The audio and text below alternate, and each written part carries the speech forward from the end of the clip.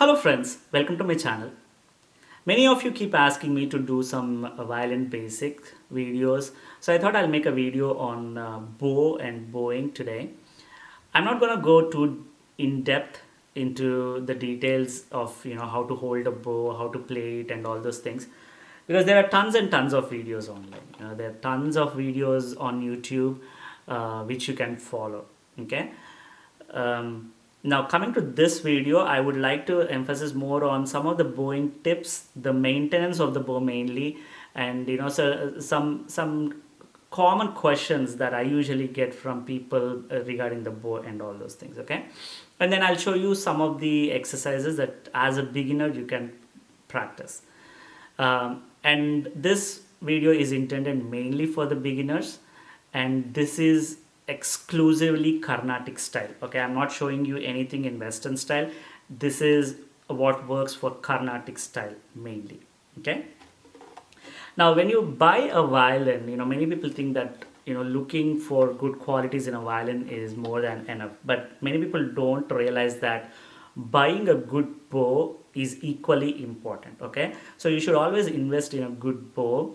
Like I said in my video on how to buy a violin for a beginner, repeat the same thing, like go to a store and check out a couple of bows, play the bow and see how it feels in your hand. Okay, each bow produces different sound. Okay, and each bow has different weight, each bow feels different in your hand, and when you play it's different. I have two bows, and both of them are carbon fiber bows. They are not wood bows, they are carbon fiber bows.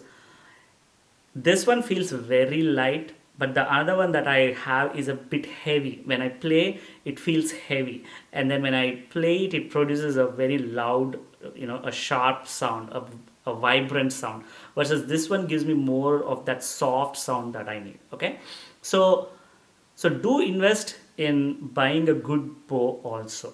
Okay. Now some basic stuff with the bow, like everybody knows, this is the horse hair. One rule: never touch this horsehair with your left hand fingers or even right hand. Okay, you should never touch them because your body in general has oils. Okay, your fingers have oil in them, and when you touch them, it might damage the horsehair in such a way that those areas, it won't produce any sound. And with Carnatic mainly, we apply some coconut oil, when we, or some other kind of oils when we have to do the gamakas and all. If it's not going smoothly and you have too much of humidity, you use some oils so that your fingers loosen up and the fingerboard is smoother. So your fingers might have oil in those cases. In those cases, it's like 200% a no that you cannot touch the horsehair. Okay, that's one rule.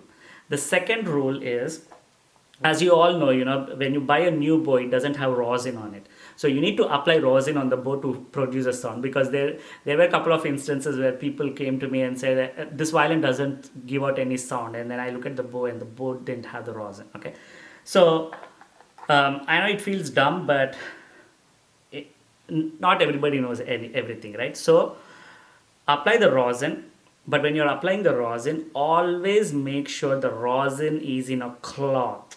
Okay, you hold the rosin with the cloth. Do not hold the rosin in your fingers, mainly left hand fingers, like this, and apply the rosin. Never do that.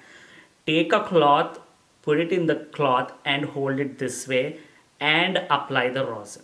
Okay, and when you, the reason being, this is a very sticky substance, and if it gets on your left fingers, your fingers won't move on the violin board smoothly. Now when you are applying the rosin, if you see, you keep turning the rosin around, so you make equal marks on the rosin. Why is that? If you keep applying the rosin in the same direction all the time, the rosin just breaks and it becomes like pieces, and it will be hard to apply that rosin again, and you end up buying a new rosin. So better utilization is to keep turning the rosin every time you apply the rosin, so that it makes marks on different parts of it. Okay, Now, many people ask the question of how tight should a bow be when you're applying a rosin or even when you're playing, okay? The rule of thumb is, see, like I said, there is a curve in the bows, okay? There is a slight curve if you observe. And if you see, when you tighten up the bow, the length here between the horsehair and the stick, and here between the frog and the stick here, the horsehair near the frog and the stick, you see they are more equal and a bit farther away. Versus when you look here, the horsehair and the stick, there's a very slight space between them. That's more than enough, okay? You don't have to really turn it up so much. If you see the spacing is equal throughout, then you're too tight, okay? You don't want your violin to be so tight. If you see here, there is a very slight space between the stick and the horsehair. Now you don't want it to be even too loose that when you're playing, the horsehair keeps touching onto your stick. Okay, that tells you that it's too loose.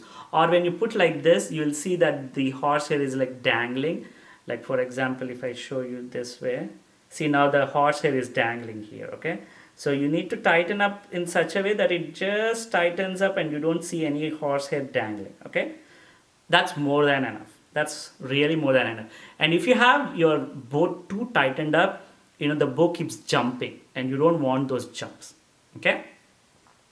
So those are some, maintenance stuff and all those things. And again, the another thing being, loosen up your bow and when you're done, and then put it in the case. Okay. Now, coming to the actual bowing part. So in Carnatic, we sit down and we sit crisscrossed, and then we put our right leg forward, and then we put this scroll on top of our right foot, right? I don't want to show all those things because there are many other videos that you can watch and see how you can sit actually, okay? This is a video that I want to show you on bowing. Now, when you are bowing, the first rule of thumb is your bow should be perpendicular to the string, okay? It should be this way, not this way, not this way, okay? And your hand, if you observe your right hand, it is at this position, okay? You don't have to go really this high. Many people do this, and you don't have to go this low. It should be at a certain angle, right? So if you see,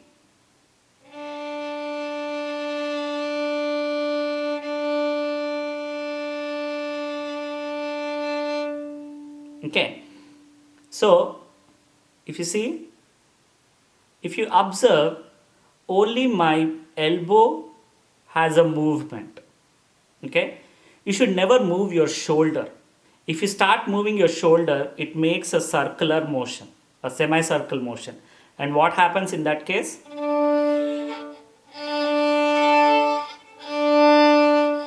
See, your bow is going cross this way.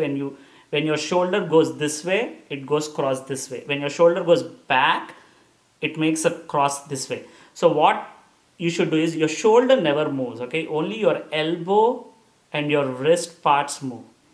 And when you see, in Western, you hold it this way and you go down and up. So your wrist is not bending too much. But when you sit like this, and if you observe my wrist, when you're at this end of the bow, and then you're nearing the frog, see how my wrist kind of like bends a little. If you don't bend the wrist,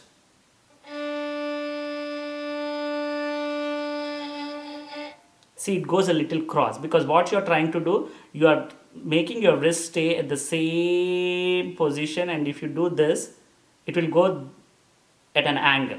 You don't want that. You want straight bows on the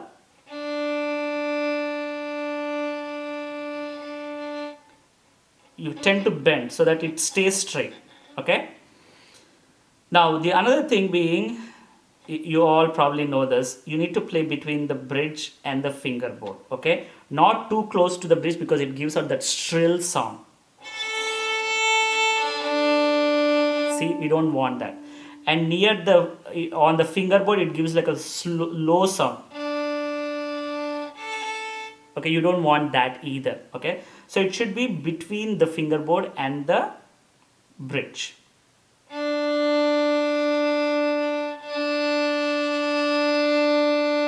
Okay, now the next thing is, many people ask, I get a screechy sound. Okay, when you're playing violin you get a screechy sound. That's a very big problem for many. Why do you get that? One main reason is you're playing too slow.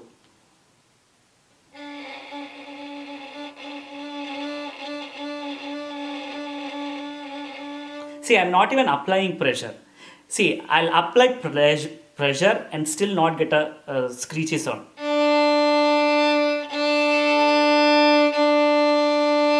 See, I'm applying pressure, but still you're not getting the screechy. The screechy sound comes when you tend to play slowly. You're playing it for the very first time, and you're not too confident that you'll be able to play or not. That's when you start getting those screechy sounds. See, if you go too slow,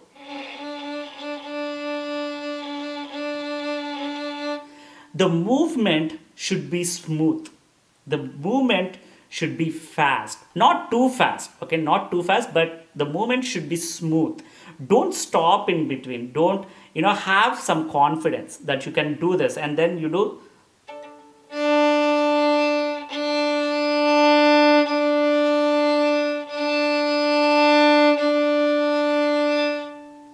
You don't do this.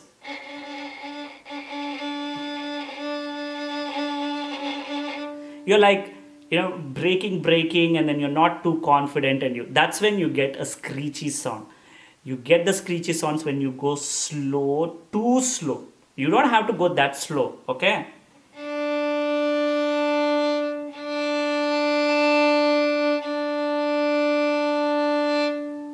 okay. The another reason for a screechy sound is mainly at the frog, at this part, when you're doing, right, you get a screechy sound when you're doing here, right? How do you avoid that? See, whenever you put this part against your string like this, it gives out a screechy sound. And another thing is, there is a lot of weight here, right, because of the frog. You need to have very slight pressure at the frog when you're playing, and increase the pressure as you go along. If you put too much pressure here at the frog, you get screechy sound. Don't do that. Okay, the another thing that you could do to avoid it is, when you're at this frog, tilt your bow a little bit. Okay, so that you're touching this part. You touch this part and not this part. Okay, if you see,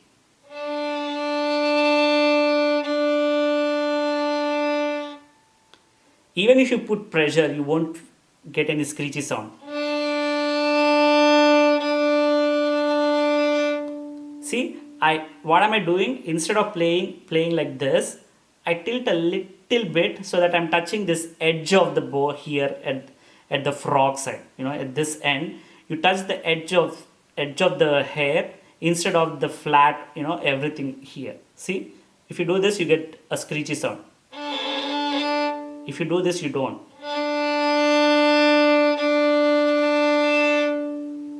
Okay, so those are some of the tips on how to avoid the screechy sounds.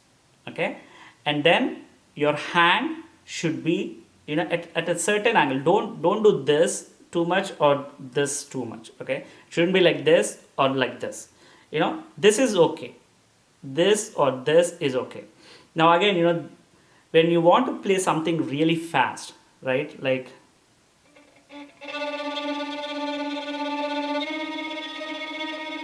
so if you see, when you want to go that fast, when you do that, if you have your hand here, it's a little harder. Okay, because your entire arm keeps moving. When you want that fast, the movement should be only within your wrist and your fingers. So what do you do for that? You lift your hand in such a way that it's like a perpendicular, okay, and then your bow hold, you shouldn't hold all with all your fingers. If you hold it with all your fingers, it won't move, okay, again your whole hand will move. It's only with these two fingers that you hold your bow. See,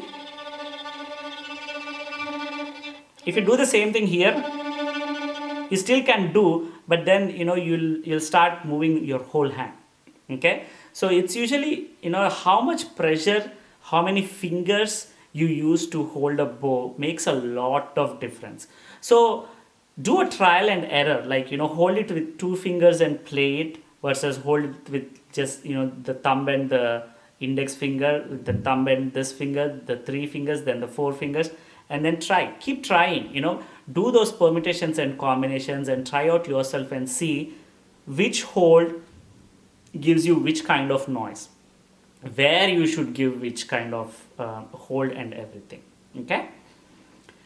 Now coming to the exercises, if you are a beginner, okay, if you are starting violin, this is what we were taught in our music college. What do you do first? The very first thing that you want to do is play full bows on all four strings and start on this end, okay, because many people try to start at this end and that screechy sound comes and they are like disappointed, why am I getting this screechy sound, okay. So always start at this end, and when you're coming to this end, like I said, tilt it a little bit so that you don't get that screechy sound, okay. So what do you do?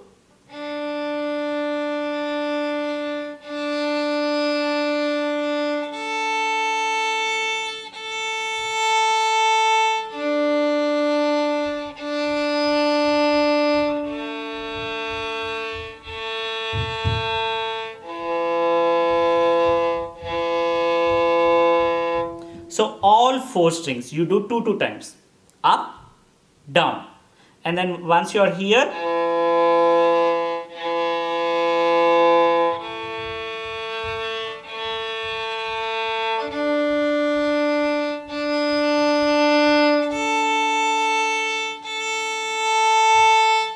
okay. So you do that, you keep doing that, like when I was in music college learning this, for the whole 1 month we were told only to do bowing, okay. So full bows on all four strings, and when you go on to these lower strings, many people tend to do this.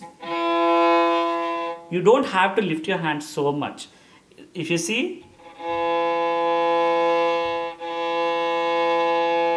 if you're not able to do that, tilt your violin a little bit so that you can reach those strings.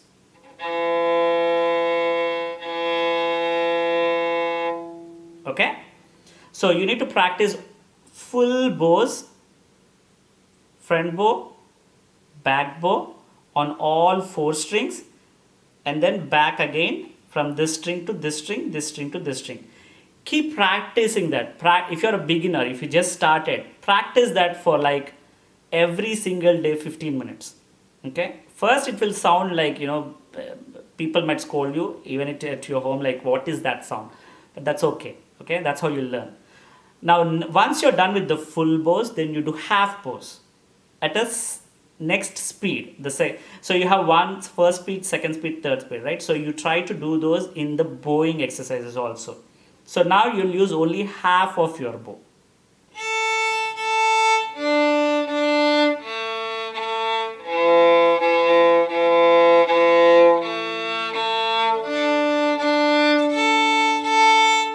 Okay, half of bows.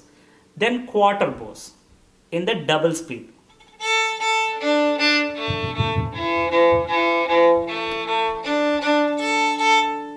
If you want to go even further with just the edge of the bow,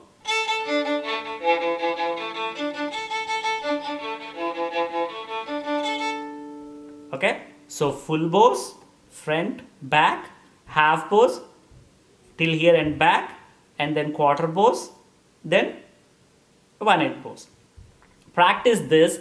If you're a beginner, practice this first. Bowing is a must. You should practice bowing first, even before you start playing with the fingers on the fingerboard and playing notations and all those things.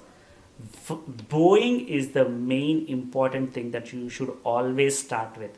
Not Sarali Swaras, not Janta Swaras or anything. Bowing is a must. The very first thing that you should do is bowing. Do these bowing exercises if you are a beginner. Okay. Now, once you start learning Sarali Swaras, what are you supposed to do? Okay. So Sarali Swaras, you start playing and you play in all three speeds, right?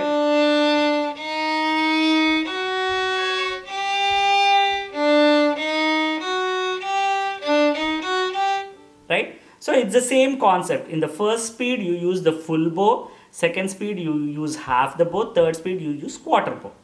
So that's the reason you should do those bowing exercises. The another thing that you do with Sarali Swaras is you play first speed full bow. In second speed, you play 2 notes in a bow. In third speed, you play 4 notes in a bow.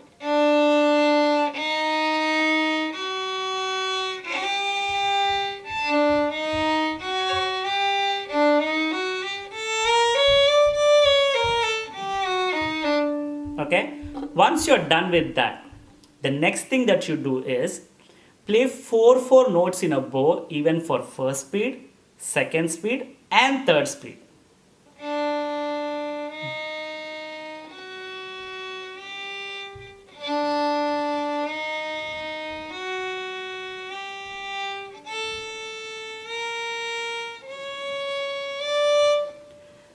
This is a very good exercise for you to have a control over the bow, where you're trying to play as many notes. First start with 4 notes in a bow for the first speed, where you try to fit 4 notes in the bow. You're dividing it into 4 halves, and then if you see, you go so slow, but don't go so that slow that you get screechy noises, right? You need to move the bow so slow and fit 4 notes in a bow in the first speed.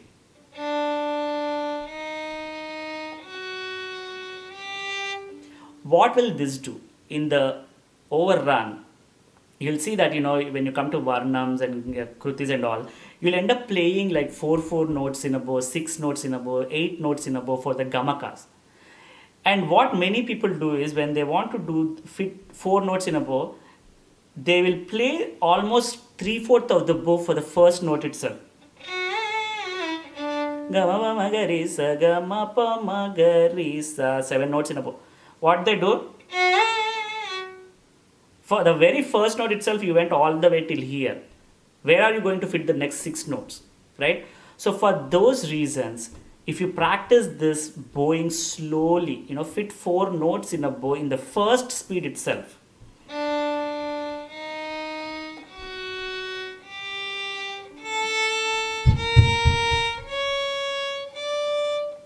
Okay, then second speed again 4 notes.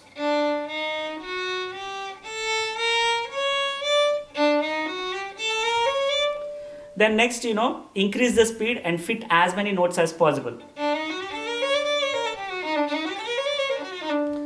You need to play 16 notes in a bow. So fit as many notes as possible in a bow and keep increasing the speed. Okay, so that's how you need to practice. Okay, so these are some of the basic simple exercises as a beginner that you can start, as a beginner that you can practice.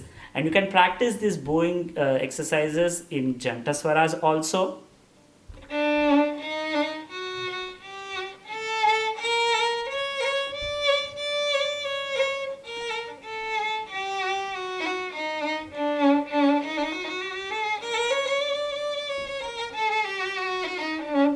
Fit as many notes as possible in a bow. Okay, you can play this even in alankaras also. First note, first speed full bow, second speed half bows, third speed quarter bows. First speed full bows, second speed 2 notes in a bow, third speed 4 notes in a bow. First speed 4 notes in a bow, second speed 4 notes in a bow, third speed 4 notes in a bow. Increase the speed, fit as many notes as possible in a bow, and do that. These are some basic exercises that you can do, and you will see a lot of difference and a lot of improvement in the bowing. Okay, and again, the Saraliswaras, Janta, and Alankaras are the very first ones that anybody learns. The reason being, there are many patterns in those. Sarigama pa madapa. Okay, when you play that,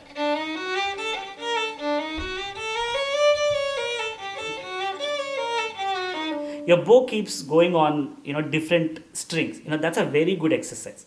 Okay, alankaras are a very good exercise because they have different patterns on different strings. You need to switch from one string to another. So for those reasons, saralis, janta, and alankaras are your building blocks. You have to practice them with all these bowing exercises, and you'll see a lot of improvement in the way you bow, the way you play. Okay, so those are some of the tips and exercises that I was taught, and I usually teach my students also. Okay, so if you liked all those things, please do like and share. Please leave your comments, questions, suggestions in the comment section below. And until next time, see you. Bye bye.